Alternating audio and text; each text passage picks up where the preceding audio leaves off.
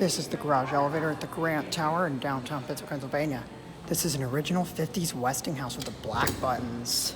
Also got a roto dial. Main elevators here have been modernized, but this one's original 5 basement. Interior go down.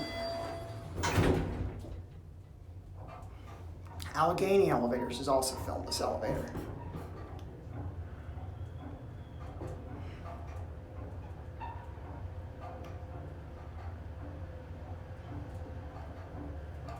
Here's 5 basement.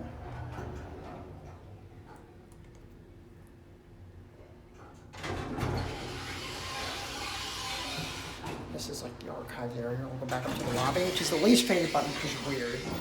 Original black button Westinghouse COP. No phone, just the wiring. Basic cab with brass touches. 88 phone. Nice old Westinghouse. Here back to the lobby.